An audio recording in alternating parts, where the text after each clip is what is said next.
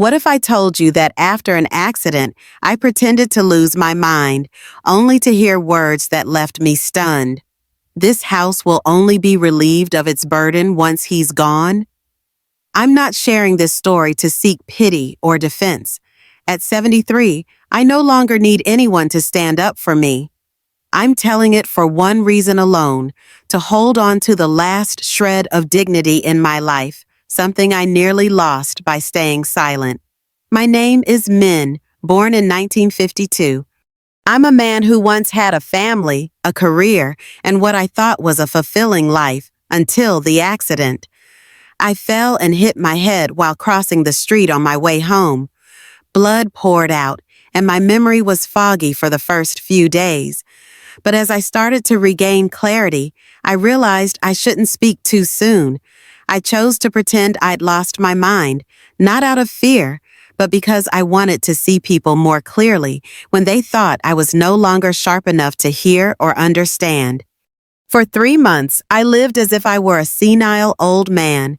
The person I wanted to see most clearly was my wife, the woman who had been my rock, my partner for decades.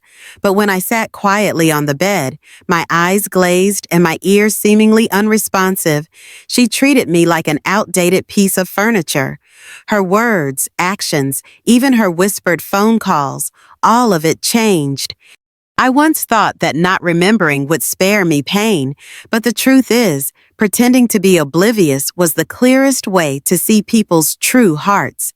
And when I finally saw everything, I knew I couldn't stay silent for another second.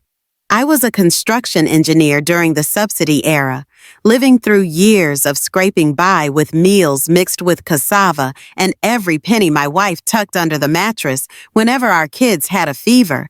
I thought by 73, I'd seen enough of human nature. I was wrong. My wife, Hien, and I married when I was 26 and she was 23. We wed with a few taels of gold and moved into a modest house with a tin roof on the city's edge. Those early years were tough. Hien taught at a village school, while I worked on construction projects from one province to another. I knew she sacrificed a lot, raising our kids alone on nights when I was away for days. But I always thought she understood me, and I was grateful for that. We had 3 kids, Hung, our eldest, a road engineer like me, quiet but sensible. Phuong, our middle daughter, who lives far away and calls often but rarely visits. And Tin, our youngest, a small-time businessman, impulsive and hot-headed, who stays closest to his mother. Now they all have their own families, living far away, visiting briefly before rushing off again. The 2-story house we live in now, I built after retiring, complete with a garden, a study, and a spot for my pet birds. I thought I'd live out my days there peacefully with my wife and kids, but who can predict life? Everything started to change after I retired and sold a piece of ancestral land in my hometown, left to me by my parents. It fetched over 2 billion VND. I didn't keep a cent and gave it all to Hien to manage. I trusted her. I even joked that she was my bank. She just smiled and said nothing. From then on, I noticed she became busier, going out more, taking phone calls, having private conversations she didn't want me to hear.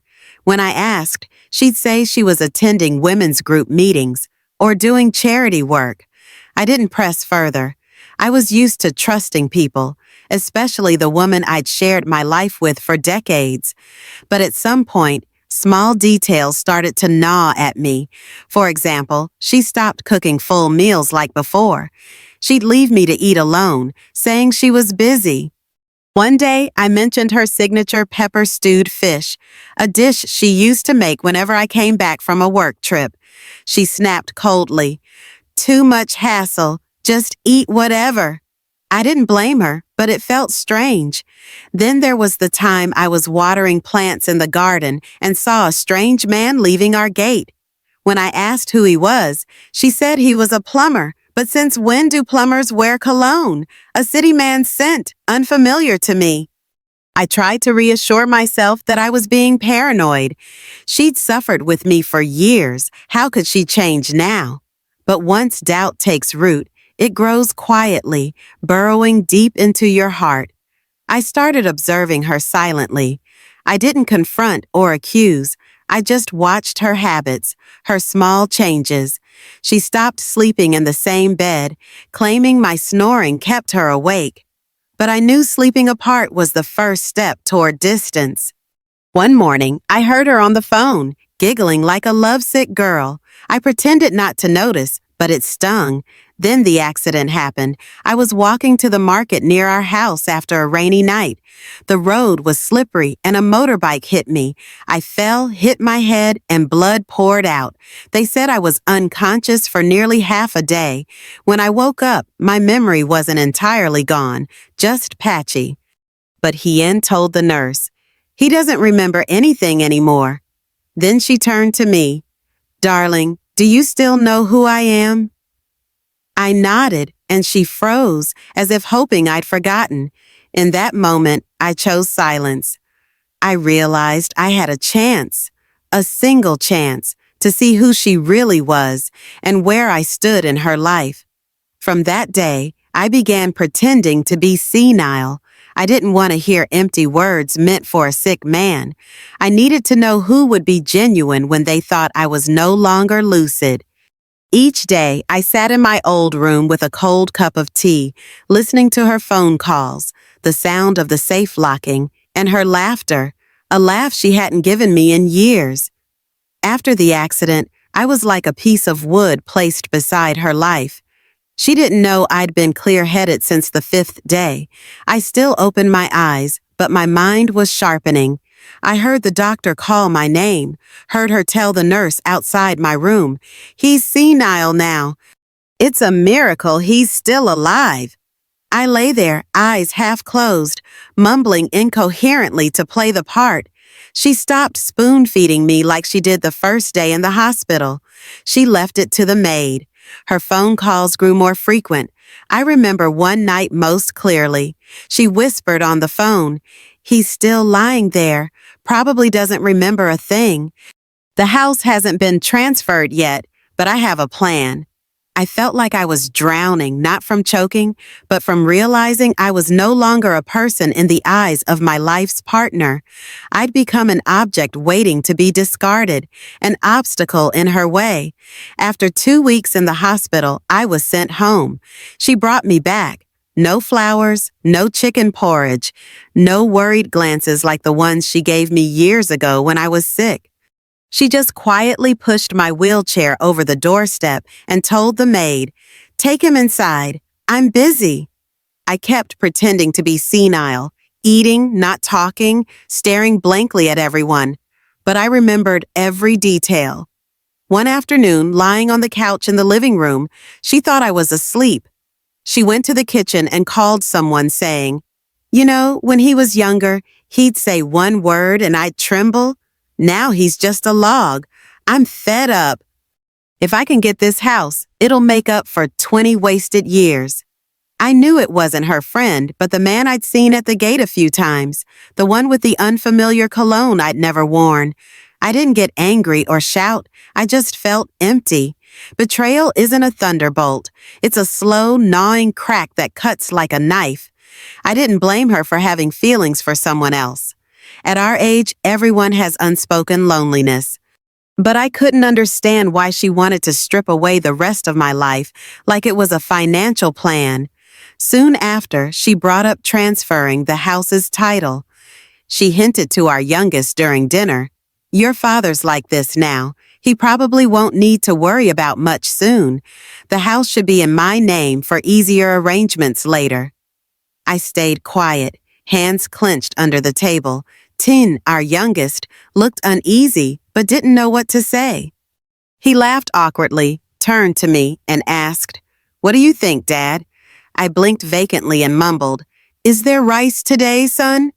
The table laughed, but my heart had nothing left to laugh about.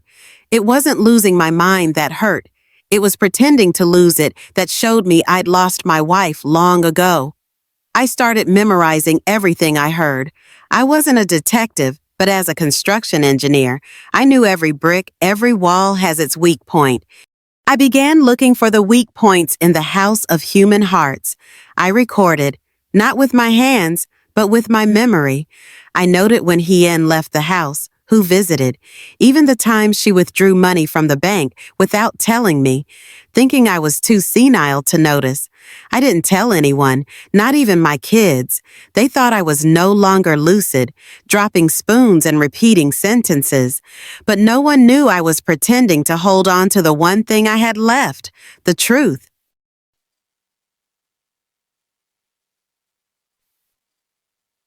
I overheard her on the phone in her room, the wind whistling through the door's crack. Her words echoed in the dark. If he dies, it's all over. But he's so stubborn, still hanging on. That night, I didn't sleep. I sat up until dawn, staring at the orchid pot she once cherished, now wilted.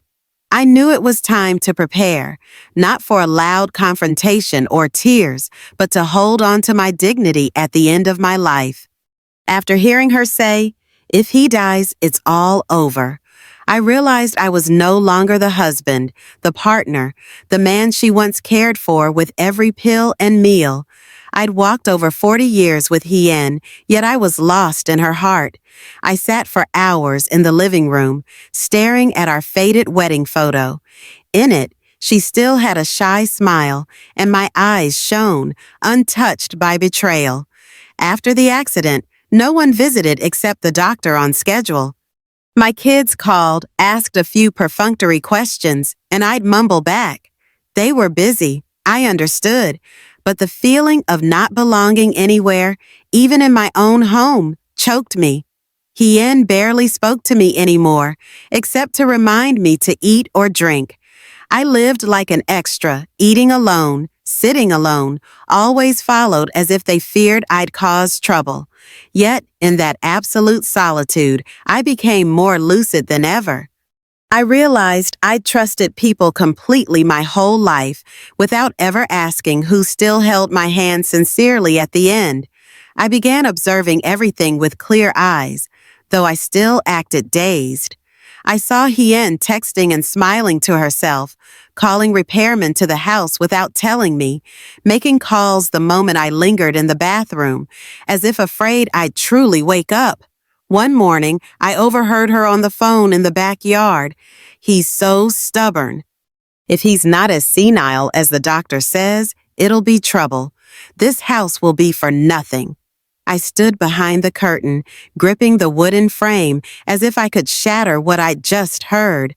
But I stayed silent, not out of weakness, but because I no longer wanted to ask why. The real question was, if I died, would she truly feel so relieved? I started finding comfort elsewhere. Mrs. Tu, our maid, a rustic woman nearing 50 with a kind heart, became my confidant. When she cooked porridge, she'd tell me stories of her village, her son learning to be an electrician, and old folks living peacefully with nothing but their garden and bird song. She never asked if I was truly senile, but I felt she knew. She always placed the spoon on my right, though Hien said I'd forgotten my dominant hand. Once, as she handed me a glass of water, she whispered, "Sir, people may lose their minds, but the heart still remembers. I'm old too. I understand." My eyes welled up.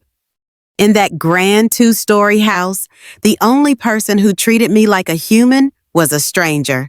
I left a note under my pillow. "If I die, who will cry for me?"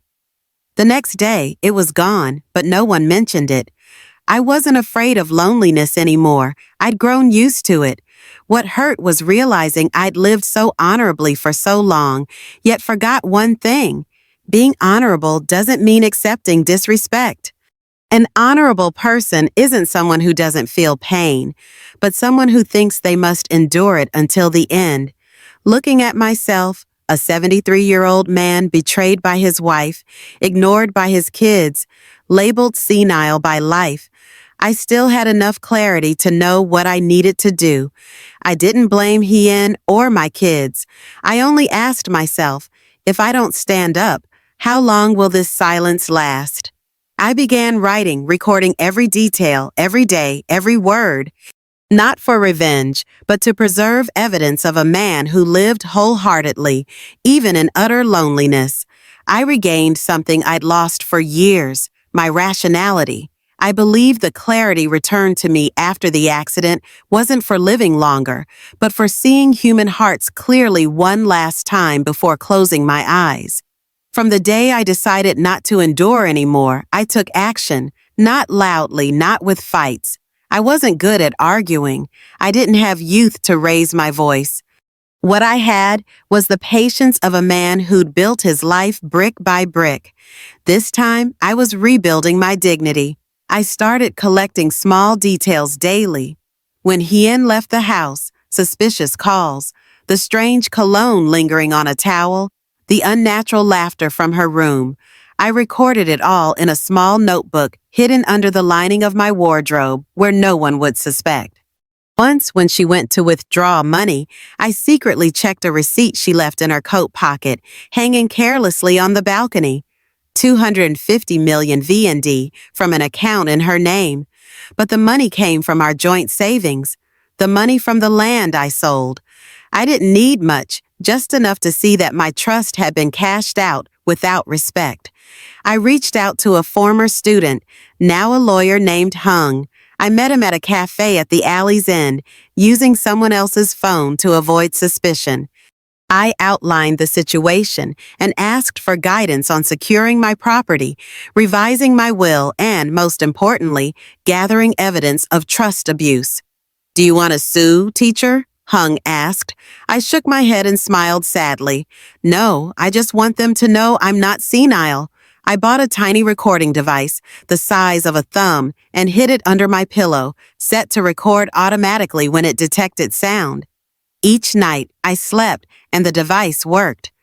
Her conversations with that man became clear, from money to the house to ways to legitimize ownership. He's truly senile now. Anything will do as long as he signs. That night, I didn't sleep. I lay listening to the recording, my eyes wet. I once believed love needed no proof, but now that love forced me to record, to build a case like a crime. I wrote my story by hand, page by page, pouring years of endurance into ink. I wrote not to expose, but to leave for my children when the time came. I remember writing about her saying, "He's so stubborn," and my hand shook, not from age, but from pain. When someone tries to strip your dignity and you stay silent, the fault is no longer just theirs. I created a private email account, my first ever, with Mrs. Two's help. We named it My Story. After each recording, I had her upload it there. She never asked why, just quietly complied. Once, while cleaning near me, she said, "Don't worry, sir. What you sow, heaven sees. You don't need to speak. Just live uprightly." I didn't reply, but that day, I poured tea for her, the first time in months. I knew I couldn't win the games of the young, where speed, technology, and calculation reign, but I had time, and above all, the calm of a man who'd survived every storm. I planned to gather my 3 kids for my birthday, pretending it was a final celebration. Hien didn't suspect a thing and even happily prepared. I readied everything, recordings, my story, my will, not to accuse anyone, but so that when the time came, I wouldn't be a senile man dragged to sign papers, but a father, a husband, still with enough mind and strength to stand and say, "I'm alive and I know." My birthday arrived on a chilly afternoon. The house was unusually lively with the smell of cake, the sound of grandkids running, and Hien's loud voice to the neighbors. "My husband's senile but so happy today. All the kids are here." I sat in the living room, wrapped in a warm coat, holding a hot cup of tea. Everyone laughed and chatted, but I knew today wasn't for celebration. It was for standing up as a man with memory and dignity. That evening, I called everyone into the living room.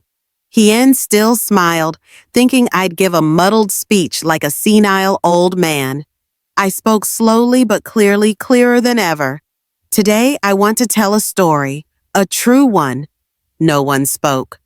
Heen looked at me, startled, then quickly said to the kids, "He's senile. How's he talking like that?"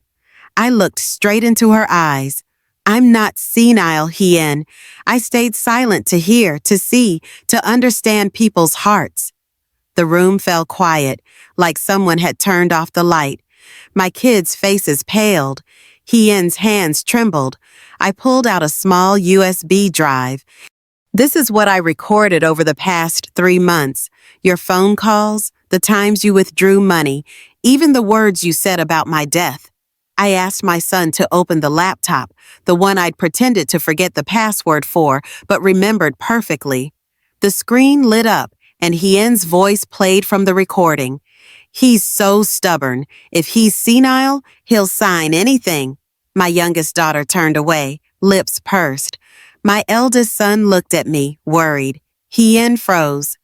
I played one more clip, her secretly meeting that man in the yard, a brief embrace whispering, "He's like a log now, don't worry." The clip ended. I looked at my 3 kids. "I don't need anyone's defense. I just need you to know I'm not senile and how I've been treated." No one spoke. The clock's ticking felt like it was pounding in everyone's chest. I turned to Hien, the woman who'd walked through floods with me, held my hand through years without a full meal. "I never betrayed you, never looked down on you, not once, but you used my silence to strip my dignity." Hien burst into tears, her voice breaking. I didn't think you'd wake up." I stood quietly and walked to the yard, leaving one sentence. "I forgive, but I don't forget. I don't need more love. Just don't treat me like I'm nothing." That night, I called lawyer Hung to finalize procedures to secure the house's ownership, redistribute assets fairly, and send a summary of my story to my kids. I didn't sue Hien or take her to court, but from that day, I moved to live with my eldest son. A small room, a tea table, a few books, and the sound of birds in the morning. That's all I needed. Hien called a few times, asking to meet. I replied through messages. I'm not dead and I haven't forgotten. I lived quietly, without resentment, but I began writing, not to recount, but to record as a witness. I thought a lot about trust, the strongest pillar of my life, and realized sometimes letting go isn't about words, but refusing to let others hurt you again. I moved in with Hung, my eldest, a week after the confrontation. The room he prepared wasn't large but clean and sufficient. A low wooden bed by the window, a small bookshelf I'd bought when I was still working, and the orchid pot I brought, now sprouting a new bud. Every morning, I sat there, catching sunlight through the curtains, listening to bird song from the backyard garden. Hung would wake early, head to work, then pop in to ask, "Did you sleep well, Dad?" Just that warmed my heart. Not because it was profound, but because I knew I was still part of this home. No one in the family mentioned the past. There were no long talks, and none were needed. I'd said what needed saying, heard what needed hearing. Now was the time to breathe, to live, not to dwell on old wounds. Hien called twice. The first time, her voice trembled, saying only, "I'm sorry." I hung up after a few seconds of silence, not out of anger, but because I didn't know how to respond. Some apologies come too late to soothe, not because they're insincere, but because the listener is too weary to forgive with words. The second time, she messaged through 10, asking for one last meeting to explain everything. I told him, I don't need explanations. I've heard all I needed to. Truthfully, I didn't hate her. I even pitied her. I understood people don't betray when they still love. They betray when their heart grows cold. Maybe she'd endured me for years, felt lonely even living with me. But what hurt wasn't her having someone else. It was her coldness, treating me like I was no longer human. I asked myself if I should forgive, but then I realized some mistakes don't need verbal forgiveness. Letting go, not being angry anymore, was enough. I rewrote my will, dividing everything equally among my 3 kids. I kept a small amount for tea, books, and medicine. I left nothing for Hien, but I didn't take back the money she'd kept. Not because I was generous, but because it no longer mattered. I saw it as the price I paid for the biggest lesson of my life. Staying silent too long can be a sin. I began exercising every morning, sitting quietly on the porch, breathing deeply, watering my orchid, reading edifying stories, the book I'd bought for my kids when they were young. I didn't write for publication. I wrote for myself, for the forgotten parts of my life, for my grandchildren, so they'd know how to stand up for their dignity if they're ever looked down upon. One day, my youngest daughter visited. She sat beside me, tears welling. "Dad, we were wrong. Mom was wrong. But you're still so kind." I patted her head and smiled. "I'm not kind, dear. I just don't have the strength to be angry anymore." She hugged me tightly, and in that embrace, I didn't see a grown woman but the little girl who clung to my shirt at school, waiting for me in the rain. Sometimes love is just that, a wordless hug. I don't know how long I have left, but I know from now until my last day, I'll live true to my worth. Not as a burden, not as a debt, not as a senile man, but as a person with feelings, memories, and dignity. I heard Hien now lives alone. That man no longer visits. The 2-story house is now cold and empty. No visitors, no children's voices, no warmth of evening meals. Someone said, "She's aged quickly." Sometimes she sits at the gate, staring at the road as if waiting for someone. But I know it's not me, not out of hatred, but because I realized long ago she didn't need me. Forgiveness isn't about giving others a chance. It's about giving yourself peace. One late afternoon, I sat alone on the porch, holding a cup of tea, watching clouds drift behind the old frangipani tree. My orchid, cared for since living with Hien, bloomed a new pale purple flower, fragile and delicate. On the old wooden table, I placed 2 chairs, but sat in only one. The other remained empty, not out of anger, but because I no longer needed anyone to fill it. I wrote the final lines in my notebook, titled "Things No One Asked Me." In those 3 months of pretending to be senile, no one asked if I was sad, if I was in pain, or if I was truly living or merely existing. I don't expect my kids to repay me. I only hope no one thinks an honorable person must endure until the end. I tucked the notebook into the drawer under our old wedding photo. My eyes aren't as sharp as before, but my heart is clearer than ever. If you're hearing this story, I leave you with one question. Have you ever truly listened to your parents, not just with your ears, but with your heart? What about you? Do you have something to share? Leave a comment below the video.